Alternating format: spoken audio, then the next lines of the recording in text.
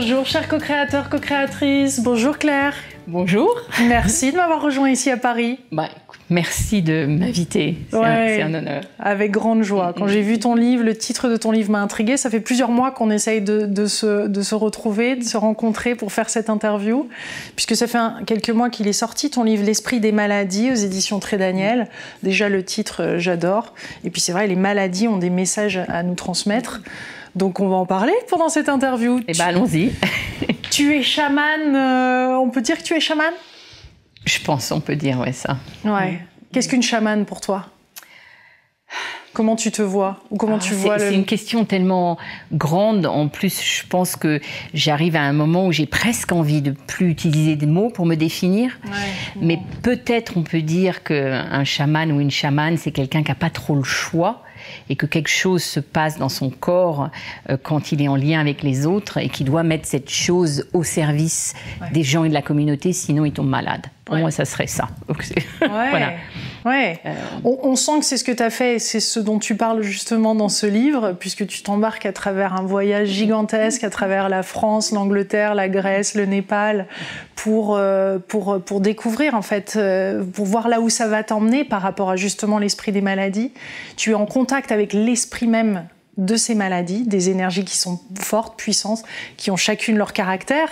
D'après ce que je comprends, chacune leur message à nous donner. Mais toi, à la base, tu es psy. Tu as été psy pendant 10 ans auprès de centres, enfin plutôt de maladies, j'ai cru comprendre, du cancer et de la fibromyalgie, c'est ça? J'ai été formée à l'université de Paris 8, qui était dirigée à l'époque, pas l'université, mais le centre d'institut d'études à distance par Toby Nathan. Donc ma pratique, ma formation était très influencée par l'ethnopsychiatrie, qui m'a aidée à penser en fait la maladie de façon un peu différente, la maladie de la souffrance. Et puis, comme je vivais en Angleterre, j'ai travaillé en oncologie, en médecine du travail, en management de la douleur. Les Anglais sur ces sujets, ouais. Les Anglais sont ouverts, ils ont une façon un peu différente quelquefois. Ils ont moins été influencés par le freudisme, on va dire, et quelquefois ils sont plus ouverts en fait, moins fermés. Mais bon, voilà, c'est ça, on ne va pas commencer. Et puis j'ai eu beaucoup de chance parce que quand je travaillais en médecine du travail, ma chef, en fait, faisait beaucoup de méditation, elle connaissait le chamanisme et elle m'a autorisée à travailler de façon chamanique, ce qui m'a permis de développer ma pratique à l'intérieur de l'institution. Wow. Après, à d'autres moments, je travaillais un peu en cachette dans les institutions, je fermais les portes, je mettais des grosses chaises pour pas que les chefs de service rentrent pendant que je faisais mes soins chamaniques. Oui. Voilà. Tu vivais une double vie quand même. Un petit peu des fois. Pas très confortable. Pas toujours, mais j'avais pas le choix quelquefois. Je me sentais appelée à travailler comme ça et il fallait le faire en fait. Donc c'est comme si la force chamanique était venue te trouver, ou tu as été initiée, ou quelqu'un t'a initiée, ou tu t'es autodéclarée? Non, j'ai rencontré une guérisseuse aztèque qui m'a enseigné les principes de la médecine aztèque. Et petit à petit, elle m'a vraiment initiée, c'est sûr. Hein. Et petit à petit, cette médecine m'a tellement transformée, ma façon de comprendre le monde. Et puis surtout, j'ai reçu des outils pour manipuler l'invisible. Et ça a tellement transformé ma pratique clinique que j'ai pas pu ne pas l'intégrer dans mon travail. Et petit à petit, j'ai eu besoin d'y donner sens. C'est comme ça que j'ai écrit mon premier livre, Comment je suis devenue chamane. Parce que je comprenais pas ce qui m'arrivait, quoi. Donc, il fallait que je donne sens. C'est complémentaire avec le côté psychologie? Oui, bien sûr, c'est complémentaire. Au bout d'un moment, je crois que j'ai développé une façon de travailler avec les deux, en fait, à la fois avec la parole et puis avec l'invisible. Et ce premier livre, écrire, m'a permis de donner sens à ça. Ouais. Et c'est après, une fois que mon premier livre est sorti, j'avais envie de continuer à écrire. Mais bon, j'avais déjà écrit mon histoire. En fait, on ne raconte pas son histoire 2 fois, quoi. Non. Et c'est là, à ce moment-là, je travaillais dans les services de management de la douleur. Et j'avais observé que la fibromyalgie particulièrement, il me semblait qu'elle avait une énergie, quoi, qui était plus grande que le patient lui-même. J'avais senti ça pendant pas mal d'années. Et puis après, j'ai travaillé en service d'oncologie. Et en voyant les femmes parler, c'était surtout un service où j'évaluais si les femmes voulaient se faire des mastectomies, suivant vous savez, quand elles avaient le BRCA gene, how do you say that, BRCA gene en anglais, en français, elles ont un gène particulier qui qui laissaient plus qu'à penser qu'elles allaient développer un cancer, elles pouvaient faire le choix de faire des mastectomies. Et donc là, je rencontrais des femmes en fait qui étaient vécues par quelquefois des énergies très fortes. Et une fois, j'ai rencontré une femme dont la mère, j'en parle dans mon livre, a eu le cancer quand elle était petite. Et cette femme m'a dit, à 12 ans, le cancer est rentré dans ma famille. Et là, j'ai vu le cancer. J'ai vu que... Tu as vu l'esprit cancer. J'ai vu l'esprit du cancer. Et en fait, c'est à partir de là que je me suis dit, les maladies ont un esprit, il faut les faire parler. Et puis, je me suis laissée embarquer dans ce truc, mais j'étais...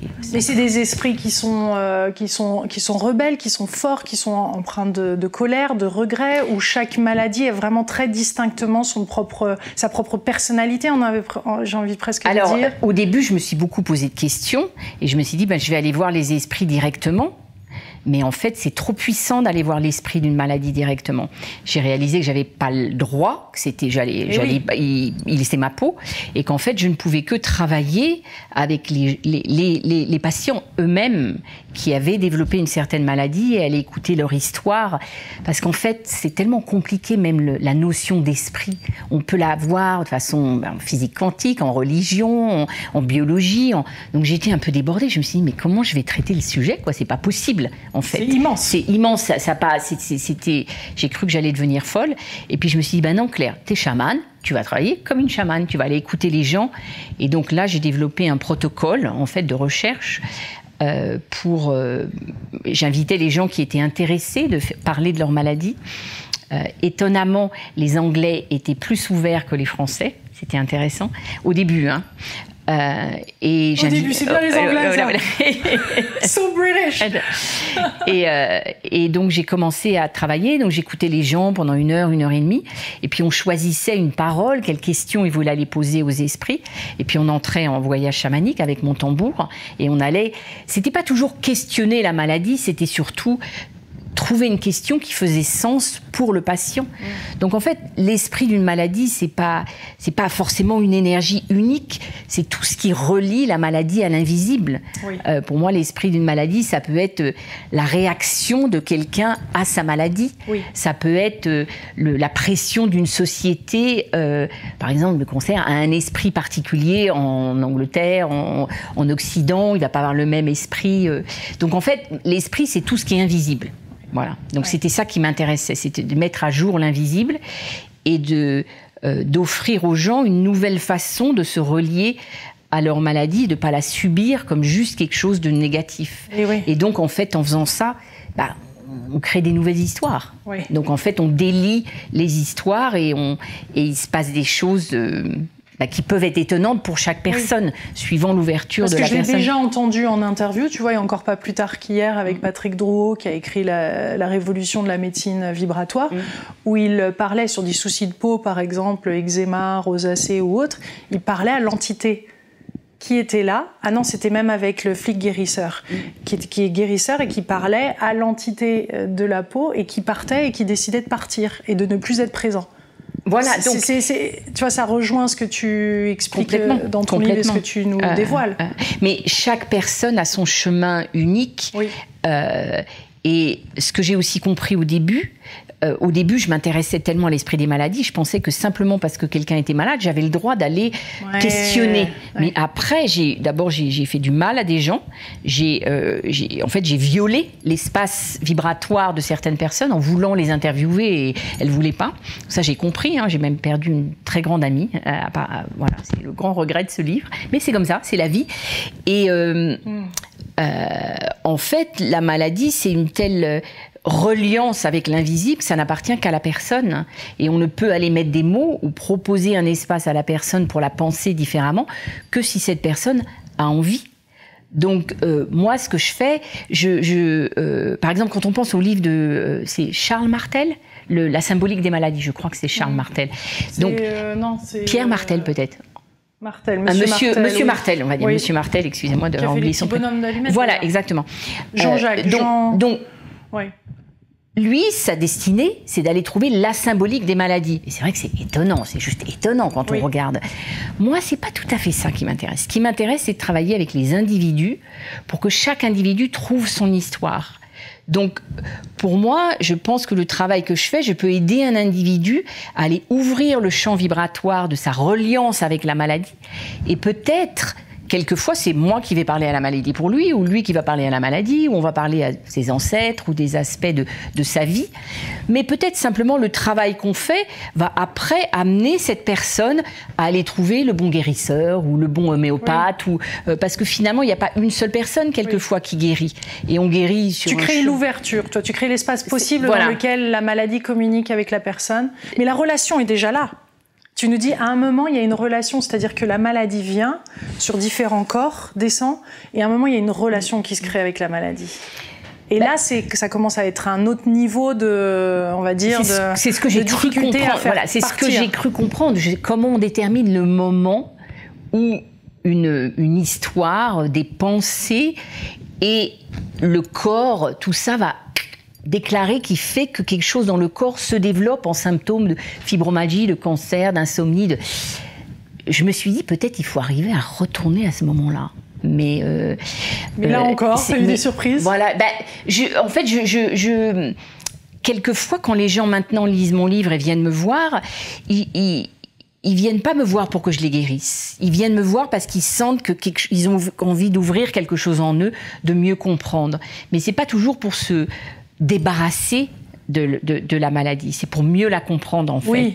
Mais tu le dis très bien. Tu dis, à un moment, le traumatisme, une fois qu'il est révélé et qu'il y a vraiment cet échange sincère qui se passe, enfin, c'est comme ça que je l'ai interprété, en tout cas, c'est comme un morceau de bois ou quelque chose qui part et qui s'éteint et qui, naturellement, finalement, c'est même pas de la guérison, tu l'expliques autrement. Quelquefois, quelque chose se transforme. Et puis, tu sais, en anglais, il y a le mot to heal. On n'a pas ça en français. Il n'y a pas ce mot, en fait. Non, on dit guérir. On dit guérir, mais la guérison est un processus. Alors qu'en anglais, on parle de to heal.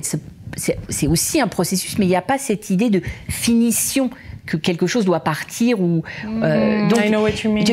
C'est compliqué à définir en français. C'est vraiment un verbe qui décrit le processus d'ouverture de l'âme, de l'esprit. Et puis on entend de la lumière, on sent la lumière aussi quand on dit healing. Voilà, c'est ça. C'est comme si c'est laisser rentrer la lumière. Il y a vraiment quelque chose de donc. Moi, j'ai l'impression que je sais encore rien, en fait, des maladies. J'en sais rien. Quelquefois, un peu comme je te disais avant l'interview, les gens viennent me voir comme si j'étais devenue une experte. Je me dis, oh là là, mais qu'est-ce que j'ai fait? J'ai écrit un bouquin sur les maladies et je connais rien sur les maladies. Donc, quelque part, vraiment, c'est cet espace de not knowing, ne pas savoir, en fait. Ça crée une ouverture qui transforme, qui crée de nouvelles narrations et quelque chose peut bouger en la personne, je dirais. Mais s'il y a quelque chose comme un esprit, c'est qu'il y a quand même un point commun. Par exemple, là, Kate, la princesse en Angleterre qui a un cancer du sein. Si tu l'avais en face de toi, ou comment tu t'y prendrais dans le processus? C'est intéressant que tu parles de points communs parce que là, je suis en plein dans cette toile lumineuse que j'appelle la toile lumineuse guérisseuse des maladies. Donc, une des plus puissantes visions qui est apparue presque en répétition avec plusieurs maladies. Et c'est apparu, cette image de la toile lumineuse des maladies est apparue pour la première fois. C'est une histoire amusante, je la raconte. J'avais des rats dans ma maison en Cornouailles. Je n'étais pas encore nomade à l'époque, je n'avais pas encore tout quitté pour travailler sur l'esprit des maladies. J'avais des rats. Je ne voulais pas mettre de la mort aux rats, ça m'embêtait. Puis je me suis dit, moi je suis une chamane un peu puissante, je vais aller parler aux rats, qu'à cela ne tienne, ils vont partir en catimini, poliment. Et donc j'ai fait un voyage chamanique. J'ai mis des tapettes aux 4 directions. Enfin, je l'ai fait bien, quoi. Et mon tambour dans les mains et pour aller visiter l'esprit des rats, des rats pour qu'ils partent. Et là, j'ai vu la peste. J'ai vu la peste au Moyen-Âge et c'était pas horrible, c'était une toile lumineuse, juste magnifique de reliance en fait. Et c'est la première fois, à l'époque je savais pas que c'était les puces qui transmettaient, mais finalement les rats ont transmis les puces, donc c'était par les rats que la peste est venue. Mais c'est la première fois que la toile lumineuse est apparue. Et quelque part, ça m'a dit « Ah, mais c'est ça les maladies, c'est des toiles de reliance. » Donc en fait... Donc ça peut prendre de la puissance. Ça peut prendre de la puissance. Donc en fait, je l'ai vu après avec le cancer, avec l'asthme, avec l'insomnie. Et maintenant, pratiquement à chaque personne qui vient me voir, quand je rentre en état de conscience modifié pour aller visiter l'esprit de leur maladie ou la question qu'ils amènent, cette toile de reliance apparaît. Par exemple, on était reliés par le Covid. Il y a eu cette toile de reliance. Mais on a été relié par la toile de la peur. On n'a pas utilisé la toile de l'amour, on n'a pas pensé à finalement utiliser la toile de...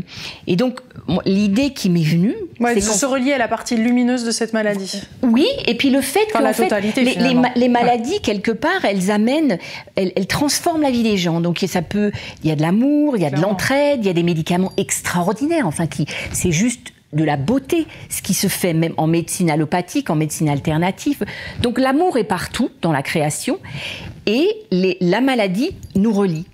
Et donc j'ai cette idée que un jour, un peu folle, de mon vivant, et comme je vais m'ouvrir à 92 ans, il y a encore un peu de temps, j'en ai que 56, de mon vivant, il y aura des services de toiles lumineuses dans les hôpitaux. Et donc, quand quelqu'un va arriver avec un cancer, va voir l'oncologue, bon alors vous allez avoir et les gens repartent, mais d'une spirale de peur en fait, et ben il y aura un service, venez nous voir dans la toile lumineuse. Il y a un service de la toile lumineuse. Et maintenant, en plus avec la technologie, ça va être possible. Il va y avoir des gens qui prient de par le monde, qui auront été transformés par le cancer à Los Angeles. Et donc les gens vont être invités dans cette toile de reliance, qui est finalement une toile où, dans cette toile de reliance, les gens vont pouvoir rentrer à l'intérieur d'eux-mêmes. Et je pense que cette toile va les aider à remonter au moment où quelque chose se sera développé en eux, une histoire. Parce que là, pour le coup, le collectif contribue à quelque chose de exactement. Et c'est un peu ça que j'ai vu, et c'est pour ça que je trouve ça très chouette que tu m'interviewes aujourd'hui et pas il y a 3 mois, parce que là je sors de 3 jours de travail avec cette toile lumineuse des maladies. On a travaillé avec un petit groupe de 7, on était entre 7 et 9 personnes, et on a créé la toile lumineuse avec des rubans. Donc on allongeait un patient ou une patiente par terre sur une toile, sur une mandala, et nous on était avec des rubans au-dessus, et on a créé cette toile lumineuse de reliance. Et ça nous a amenés dans des états de méditatifs et d'amour extrêmement puissants, en fait. Et c'est là que j'ai regardé, je me suis dit, waouh, c'est une nouvelle clinique. C'est une nouvelle clinique que c'est pas moi, j'ai pas envie de dire je suis en train de créer, mais qui passe à travers moi. Et donc c'est so exciting. C'est vraiment... j'ai vraiment l'impression que c'est un nouveau départ. Comme si j'avais, je ne vais pas dire galéré, mais j'ai quand même un peu douillé, il faut dire. J'ai beaucoup douillé pendant 6 ans, d'être avec l'esprit des maladies. J'avais pas de maison, j'étais un peu paumée, il faut le dire. En même temps, j'ai vécu des choses extraordinaires. Mais puis tu t'es laissé porter aussi. Tu as été dans cet espace où tu t'es autorisé à travers les voyages et les endroits à te connecter à ces lieux. Enfin, je veux dire, c'est toute beauté. Des moments, les informations qui t'arrivaient, et c'est juste génial. Quand j'étais bloquée dans les montagnes du Moustan pendant le Covid, à danser sur les toits du monde, quand tout le monde était enfermé dans les appartements, j'ai été complètement aimée par les esprits. Et puisque j'aime beaucoup dans cette conversation, et c'est ce que je recherche sur cette chaîne, tu vois, c'est t'es unique, et tu oses et tu t'autorises à dévoiler quelque chose de très unique, très personnel, vulnérable même, et qui est ta vision. Et je trouve ça tellement beau comme quand chacun d'entre nous, on s'aligne avec sa vision et qu'on ose la partager, et tu vois, et elle prend vie finalement. Voilà, exactement. Parce que là aussi, pour moi, c'est pareil, ça crée des ponts de lumière, ces vidéos, ça relie les gens aussi, tu vois. Et je pense que c'est ça, en fait, ce qui est en train de se passer. C'est toute cette lumière qui est en train de circuler de plus en plus vite, de plus en plus rapidement, entre tous ces points, qui est en train de tisser une toile lumineuse. Exactement. Il y a la toile de Lilou. Non, mais je crois pas ça comme ça, mais moi je le clarifie comme ça. Enfin, d'une certaine façon, tu crées une toile de reliance, et effectivement. En tout cas, je facilite des connexions. Voilà, on va dire. Exactement, mais c'est une toile. En tout cas, it's a web, a luminous web, comme on dit en anglais, tout comme l'Internet peut l'être aussi. Et c'est ça qui est beau, de voir à chaque fois ce côté ombre et lumière aussi qui coexistent. Et c'est ce que j'aime dans ton livre aussi, c'est le fait de parler de ces esprits-là auxquels on ne pourra avoir peur, qui sont de toute puissance et qui pour nous annoncent la mort, des difficultés, de la souffrance, et de les écouter et écouter leur message. Le message, finalement, c'est un lien divin, tu dis, c'est ça. Hein. C'est un lien divin. La maladie, finalement, est là pour nous faire comprendre quelque chose qu'on n'a pas voulu entendre. Je crois que, puisque pour écouter sa maladie, on est obligé, pas obligé, c'est pas le terme, on peut être invité, si on choisit, à se poser dans ce silence intérieur qu'on trouve en méditation, quelque part. On peut... c'est facile pour moi de dire, j'ai pas eu de maladie très grave. Il faudra me tester, hein. Je sais pas ce que c'est qu'avoir. Donc je ne peux que inviter et observer les gens qui l'ont fait et raconter ça avec le plus d'humilité que je peux.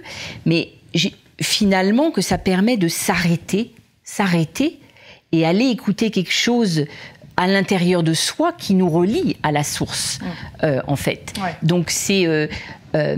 mais c'est vrai pour les maladies, mais c'est vrai pour toute expérience dans la vie. Mais finalement, c'est quelque chose qui n'a pas été entendu. On peut s'énerver, se dire c'est la galère totale, ou se dire ah non, tiens, il se passe quelque chose. Finalement, je suis en panne au bout de l'autoroute, j'ai froid, j'ai pas à manger, qu'il se passe quelque chose en moi. Mais c'est vrai pour toute expérience. Finalement, c'est ce que nous apprend l'enseignement de Bouddha, en fait, que quelque part, tout ce qui nous arrive, si on le reçoit comme une expérience, quelque chose s'ouvre, en fait. Et c'est vrai pour les maladies.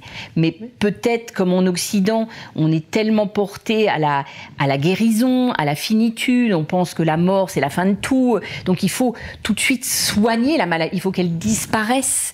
Il n'y a pas cette idée d'évolution. Par exemple, là, dans le dernier chapitre, je parle d'une femme qui s'appelle, que j'ai appelée Natacha. C'est une des premières femmes d'ailleurs qui est venue me voir pour étudier l'esprit de sa maladie. Et elle a eu plusieurs cancers et elle a disparu après. Donc elle a eu une grosse opération. Je pense qu'elle est morte parce qu'on a fait un travail tellement puissant, elle serait venue me revoir. Mais quand je lui disais, qu'est-ce qu'on fait ensemble? Pourquoi c'est important pour vous? Eh bien, elle disait, mais ça fait des années que j'attends de parler comme ça à ma maladie. Ça me libère, je sens que Donc, je peux modestement espérer que le travail qu'on a fait l'a aidé à mourir plus libre, en fait, et accueillir une partie de son âme qu'elle aurait peut-être pas pu accueillir si elle n'avait pas rencontré l'esprit de sa maladie de cette façon-là, en fait.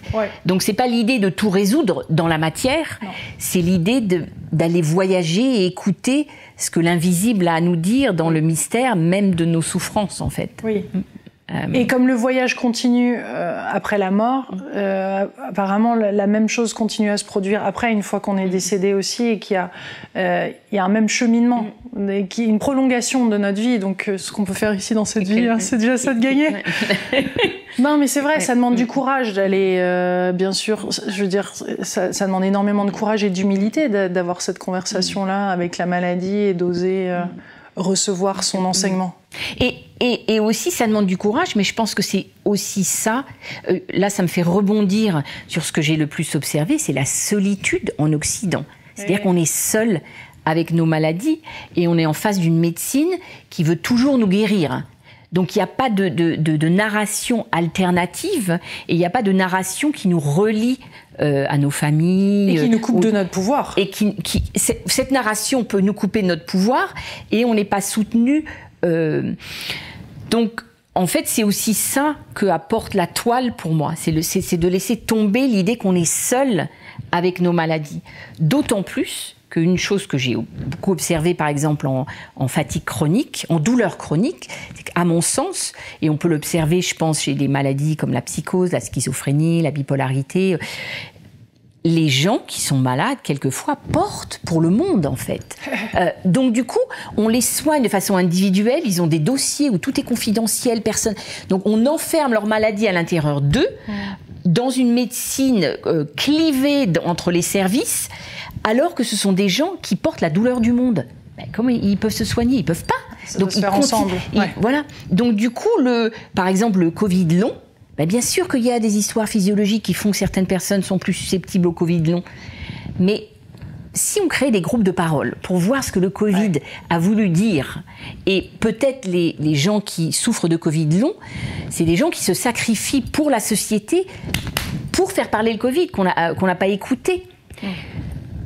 Pour moi, ça ne retire pas les hypothèses physiologiques. C'est travailler ensemble, mais c'est créer d'autres ponts de compréhension qui permettent à la maladie de s'exprimer différemment, et à la symbolique, et à ce que les gens qui ont peut-être choisi cette maladie pour exprimer quelque chose de leur destinée, donc honorer en fait le fait que je me souviens quand j'étais dans les montagnes du Moustan, à un moment, c'était Pâques. J'ai vraiment souvenir de cette vision, je la raconte un petit peu. J'avais vraiment l'impression que certains des morts du Covid, et je dis ça avec beaucoup d'attention, parce que tous les mots que je pose, c'est des hypothèses. Je dis jamais que j'ai raison ou que c'est des visions. C'est des hypothèses, c'est des suggestions. Mais peut-être que certaines personnes se sont offerts pour mourir à ce moment-là. Ils ont choisi, c'était le moment de partir pour eux. Mais en Occident, on n'arrive pas à penser ça. Tout est toujours une défaite si on meurt. Mais c'est pas forcément une défaite de mourir. C'est peut-être le moment. Par exemple, dans les EHPAD, quand on n'a pas laissé les personnes âgées voir leur famille et qu'on les a obligés à se protéger du Covid, si on avait fait des groupes de parole pour parler de cette maladie, ça aurait pu permettre aux gens de parler de leur peur de la mort, de leur envie de mourir, et là, du coup, l'esprit du Covid serait rentré comme un esprit de reliance qui aurait permis la reliance. Peut-être il y aurait des gens qui auraient dit « Ah ben non, moi je préfère être protégé, j'ai encore un peu envie de vivre, je vais accepter que c'est ça la loi pour le moment, voilà, c'est ok. » Et puis d'autres personnes auraient dit « Mais moi je m'en fous, d'abord j'ai envie de voir mes petits-enfants et je suis prêt à mourir, et si le Covid vient maintenant, c'est que je suis prêt. » Et ces paroles-là auraient pu permettre ça demande aux un gens... autre niveau de conscience, ouais. Et donc du coup, le Covid aurait pu être une invitation à monter en reliance et en conscience. Donc en fait, c'est ça que je propose. Ouais. Et tu as observé ça dans d'autres civilisations, dans d'autres pays, puisque tu as énormément voyagé. Énormément, peut-être. Quand même, pas mal. Un petit peu. Avec cette intention-là aussi, quand même. Au départ, je ne veux pas tout dévoiler du livre, mais au départ, j'étais un petit peu perdue. Je ne savais pas qui pouvait m'aider à écrire ce livre. Et c'est le dieu Asclépios, le dieu de la médecine ancienne grecque, qui est venu à ma rescousse en me disant « Claire, viens en Grèce ». Et j'ai compris, j'ai commencé à lire plus sur Asclépios. Et donc Asclépios était le dieu de la médecine grecque, de la Grèce antique, et on a créé à l'époque des temples en son honneur. Et dans ces temples, les gens venaient quand ils étaient malades. Et ils allaient faire des offrandes aux déesses, aux dieux. Ils allaient se baigner dans les sources sacrées et dormir pour attendre un rêve. Et le dieu venait en rêve pour donner des messages pour guérir. Et les messages étaient écrits sur des stèles. Certains des messages étaient des messages très concrets, d'utiliser certaines herbes, même d'opérations, etc. Et à partir de ces messages, la médecine moderne a fini par se développer. Et puis d'autres étaient des messages plus symboliques. Je crois que même des fois, le dieu venait pas. Peut-être la personne n'était pas prête à guérir et tout ça. Et je me suis dit, c'est un peu ça que j'ai envie de faire. C'est aider les gens à voyager chamaniquement pour aller recevoir les messages de l'invisible, les messages des dieux. Et après, je suis partie j'étais envoyée au Népal pour retourner dans les montagnes, pour écouter les lamas. Et comme je suis très proche du bouddhisme zen, du bouddhisme tibétain, ça m'intéressait d'aller comprendre comment ils soignaient là-bas. Et j'ai eu la chance d'être coincée là-bas pendant le Covid. Et j'ai pu interviewer des lamas qui m'ont expliqué leur conception de la maladie dans la religion Bon, qui est la religion... la religion du Tibet avant l'arrivée du bouddhisme. Ouais. Voilà, c'est ça. Et en fait, la tradition Bon, c'est extrêmement influencé le bouddhisme tibétain. Les deux sont même difficiles à distinguer, en fait, à part pour des grands experts. Et j'ai eu la chance de me retrouver, je le raconte dans mon livre, un jour, il avait fait cette tempête de neige et on était tous dans une maison où un lama était venu soigner une grand-mère. Et son petit-fils était venu de Katmandou, il y avait les voisins, les chiens, les chats, enfin bon, tout le monde était là quoi, pour soigner la grand-mère. Et en fait, on soigne en groupe. Et c'était très émouvant. Dans beaucoup de cultures, on soigne en groupe. Même à la fin, je me souviens, c'était des boules de riz ou des boules de farine, et on devait tous se nettoyer notre corps, comme si notre corps portait aussi la douleur de cette grand-mère.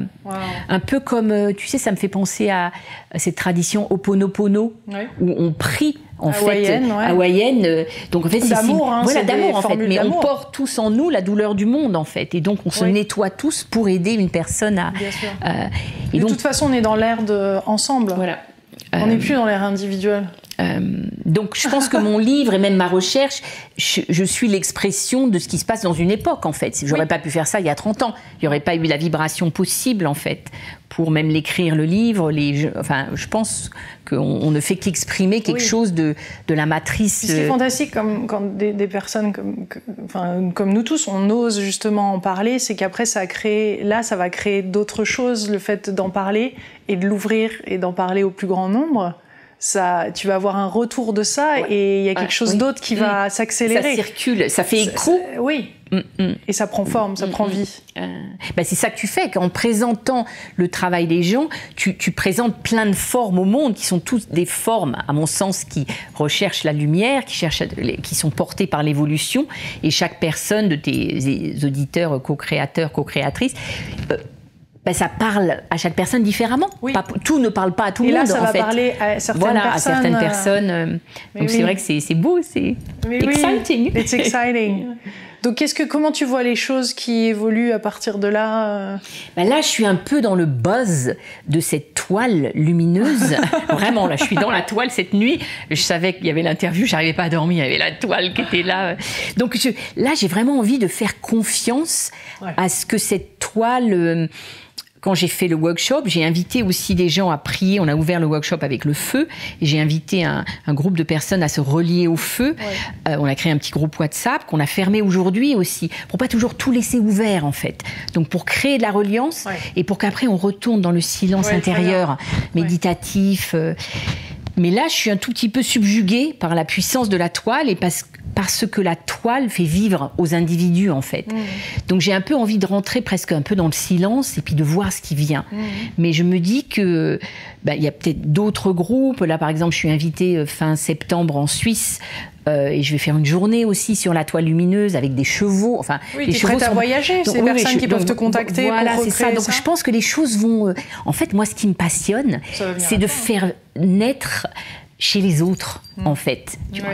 Donc, c'est pas tant de dire « Ah, c'est la toile, il faut qu'elle s'impose comme ça, il y a cette forme. » C'est pas trop ça, mon truc. Non. Ce qui m'intéresse, c'est voir la luminosité de quelque chose qui se réveille dans l'âme et le corps des gens et qui, eux-mêmes, vont créer leur propre toile, en fait. J'ai pas le monopole de la toile. La toile, c'est ça aussi qui s'est passé, qui était très, très beau. D'ailleurs, il y avait tes mantras qui étaient là dans le stage. C'est que on a fait le stage dans une salle où il y a 6 mois, des moines bouddhistes, et c'est comme ça que j'ai rencontré tes mantras d'ailleurs, tibétains, avaient fait une mandala de sable. En fait, ils avaient passé une journée à faire la mandala de sable. Et le lendemain, la mandala était retournée.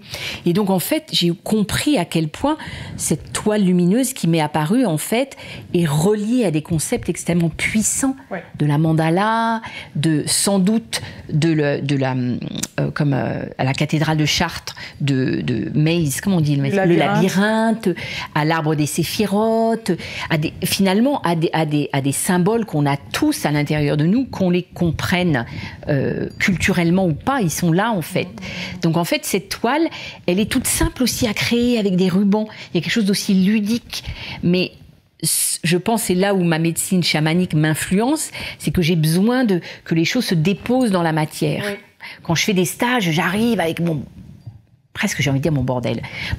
J'arrive là avec ma voiture, mes rubans, mes sculptures, des fleurs. Je dis aux gens d'amener des fleurs. Donc en fait, on amène les esprits dans la matière, comme les esprits sont dans les roses là. Et la matière permet à l'amour de circuler en fait. C'est pas juste du concept, c'est pas... Parce qu'on sent que t'es ancré, on sent que t'as les pieds sur terre. J'essaie d'avoir les deux. C'est la médecine chamanique qui me donne les pieds sur terre. En fait, on est obligé quand on... Donc, il y a quelque chose de la matière et de cette toile. Donc, moi, je la crée avec des rubans, mais les gens vont peut-être la créer différemment. Par exemple, une femme que j'aime énormément, qui a fait partie de la toile, la peinte. Elle m'a dit, Claire, la toile m'a demandé de la peindre. Elle a fait cette peinture juste étonnante. Et donc, chaque personne a été touchée par la toile différemment. Et j'ai pas à dire, elle a cette forme. Non. Je propose une forme.